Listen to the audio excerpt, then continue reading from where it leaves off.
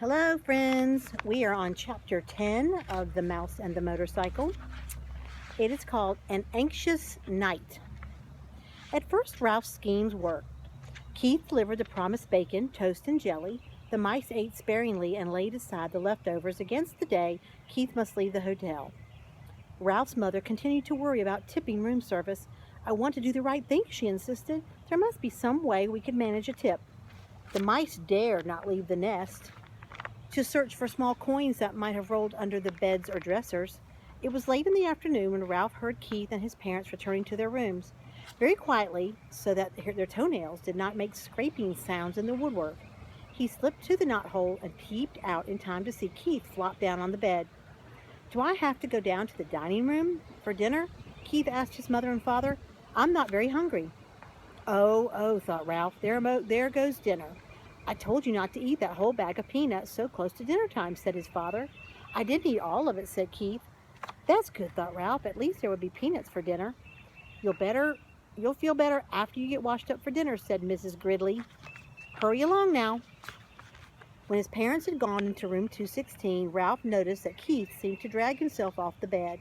He walked to the wash basin, turned on the cold water, moistened his fingers, and wiped them over his face. Then he turned off the water and gave the middle of his face a swipe with a towel, which he in turn returned to the towel rack in such a way that it immediately fell to the floor.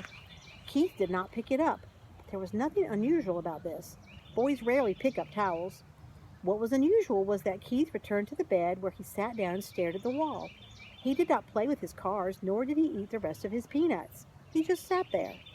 Ralph stuck his head out of the knothole. Anything wrong? He asked. Oh, hi, answered Keith listlessly. I feel sort of awful. Say, that's too bad. Ralph ventured a little further out of the knothole. I know what you mean. Thinking about the motorcycle makes me feel awful, too. It's not that kind of awful, said Keith. I feel awful in a different way, sort of in my insides. Think you'll make it to dinner? Asked Ralph. Oh, I guess so. There was no enthusiasm in Keith's voice. Anything I can bring you? Whatever's handy, said Ralph, who hesitated to place an order when he could see Keith did not feel like going to dinner at all. We're sort of depending on you. The housekeeper found all those sheets I had to chew through to get out of the hamper, and I understand she got pretty excited about mice. We are lying low until the whole thing blows over. A smile flickered across Keith's face. Don't worry, I won't let you down. I saved you some peanuts. I thought they might be handy for storing. Gee, thanks, said Ralph. Keith got slowly off the bed and poked the peanuts one by one through the knothole. Here's a picture of Keith sitting on the bed, not feeling very well. Poor Keith. When he had finished, Ralph popped out again and said, Thanks a lot. Keith felt feebly and flopped down on the bed once more. Ralph went to work, moving the peanuts away from the knothole to make room for whatever dinner Keith brought. He felt it would be fun to be surprised by the menu this time. It was something sort of a shock to find that dinner, which was stuffed through the knothole much earlier than Ralph expected, consisted of a couple of broken soda crackers. Ralph poked his head out to see if more was coming, but Keith was getting into his pajamas already. Aren't you going to bed pretty early? Asked Ralph, realizing he had not heard Keith's parents come in.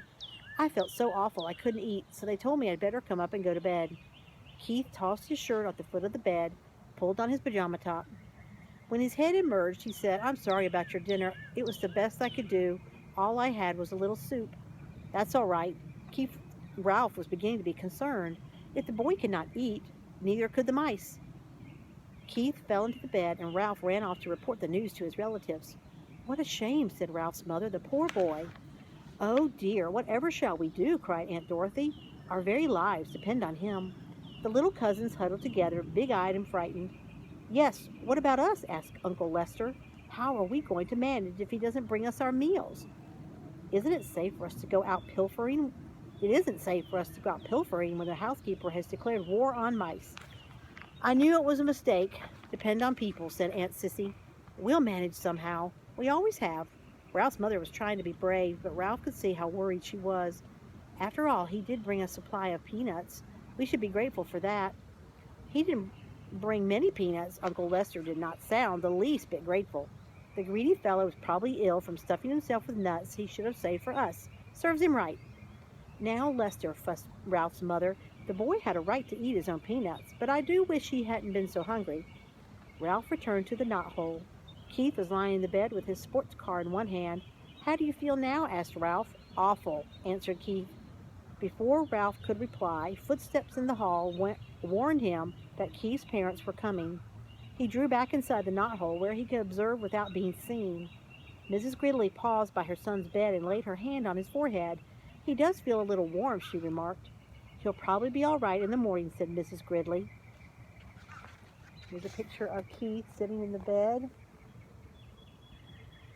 not feeling very well. His mother checking his temperature. He just hiked too far in the sun this afternoon. I hope so, the boy's mother sounded less certain. Mr. Gridley filled a glass at the wash basin and brought it to Keith. Here, son, drink this.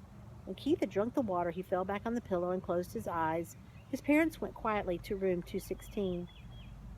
When it was good and dark, Ralph ventured through the knothole. He could hear Keith breathing deeply, and he knew that he was asleep. Since he had no one to talk to, he found his little crash helmet where he had hidden it behind the curtain, and after he had adjusted the rubber band under his chin, he climbed up to the windowsill to look out into the world beyond the hotel and to dream about the lost motorcycle. From his perch on the windowsill, Ralph saw that the parking lot held more cars than usual. This meant that the motels back on the highway were full, and travelers had followed the sign pointing to the Mountain View Inn. He could hear the holiday weekend activity in the halls, too. People walking up and down, luggage being set with a thump on the floor, keys rattling in the locks. Gradually, as the night wore on, the hotel grew silent. More silent than usual, for now even the second-floor mice were quiet. There was no scurrying, scrabbling, or squeaking inside the walls. In the silence, Keith tossed in his sleep and mumbled something that sounded like motorcycle. In a moment, his mother slipped through the doorway, pulling on her robe over her nightgown. Ralph hid behind the curtain, peeping out just enough to see what was going to happen. She laid her hand on her son's forehead and murmured, "Oh, dear." Almost at once, she was joined by Keith's father, who was tying the belt to his bathrobe. "What's the trouble?" he asked. "Keith has a fever," answered the mother. "He's burning up." Ralph was shocked. The boy really was sick. It was not too many peanuts or too much hiking. The boy was really, truly sick. The father turned on the lamp on the bedside table, and he too laid his hand on the boy's forehead. Keith opened his eyes. "I'm so hot," he mumbled. "I want a drink." His mother pulled back a blanket while the father brought a glass of water and held up his son's head so he could drink part of it. Ralph watched anxiously. By this time, he was not selfishly concerned about room service. He was concerned about Keith, the boy who had saved him from a terrible fate in the wastebasket and who had trusted him with his motorcycle, the boy who had forgiven him when he had lost the motorcycle and who had brought food, not only for Ralph, but for his whole family. "We had better give him an aspirin to bring down his temperature," said Mrs. Gridley. Mr. Gridley started toward room 216, stopped, and snapped his fingers as if he had just remembered something. "I took the last one back in Rock Springs, Wyoming," he said. "I had a headache from driving toward the sun all afternoon. I meant to buy some more when we stopped, but I didn't think again until now." "I should have thought of it myself," said Mrs. Gridley. "I knew we were almost out." "Never mind. I'll get some." Mr. Gridley picked up the telephone, listened, shook it, listened again, and said, "Well, that's peculiar. The line seems to be dead on the phone." "They must disconnect the switchboard at night," said the mother. "But surely there's someone on duty at the desk downstairs. Every hotel has a night clerk." "I'll go find out," said the father, and slipped out the door into the hall. "I'm so hot," mumbled Keith. "I am so hot." His mother wrung out a washcloth in cold water and laid it on her son's forehead. "You'll feel better soon as you get an aspirin. When you get an aspirin," she whispered. The minutes dragged by. What's keeping him, thought Ralph. Why doesn't he hurry? The old hotel snapped and creaked. Keith rolled and tossed, trying to find a cool spot on the pillow, and his mother wrung out the washcloth in more cold water. "When's Dad coming?" asked Keith, his eyes bright and his cheeks flushed. "In a minute," soothed his mother. "He'll be here in a minute." "I wish he would hurry," thought Ralph. Still, the minutes dragged. Finally, footsteps were heard in the hall, and Mr. Gridley returned to room 215. "He's here with the aspirin," whispered Mrs. Gridley to Keith. At last, thought Ralph, I thought he would never come. Mr. Gridley shook his head. There isn't any aspirin to be found any place. He sounded thoroughly exasperated. First of all, the night clerk was sound asleep on the couch in the lobby. I had a dickens of a time waking him up, and when I finally did manage to do it, he couldn't find any aspirin anywhere. Oh, no, exclaimed the mother. Oh, no, echoed Ralph's thoughts.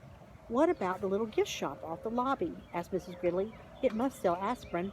It's locked up tight, and the clerk went home with the key, answered Mr. Gridley. Oh, dear. The night clerk was really, really nice about it, said the father, but he even came up and looked in the housekeeper's office. How far is the nearest drugstore? 25 minutes back on the main highway, answered the father, and it closed at 10 o'clock and doesn't open until 9 in the morning. The mother held her watch out under the lamp, and it's almost 1 o'clock. It is hours until morning.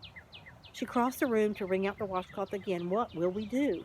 What will we do? Asked the father helplessly. I even telephoned the doctor, but there has been a bad accident back on the highway, and he can't come. The night clerk said he would telephone the milkman before he starts his route at 6 and ask him if he could bring some aspirin, but he won't get here until 7 or later. All we can do is wait. Keith tossed into the cold washcloth. Mom, I think I'd like to go to sleep now, he muttered thickly. I guess that's all you can do, said his mother, and bent over to kiss his hot forehead before she turned out the light. Ralph did not even wait for the boy's parents to leave the room. As soon as the light was out, he leaped silently to the carpet, and by the time they had gone through the doorway into room 216, he had hidden his little crash helmet behind the curtain and was halfway through the knothole. Somewhere, someplace in this hotel, there must be an aspirin tablet, and Ralph was going to find it. He only wished he had had his motorcycle so he could travel faster. That's the end of Chapter 10. We'll see you for Chapter 11 tomorrow. Have a good one.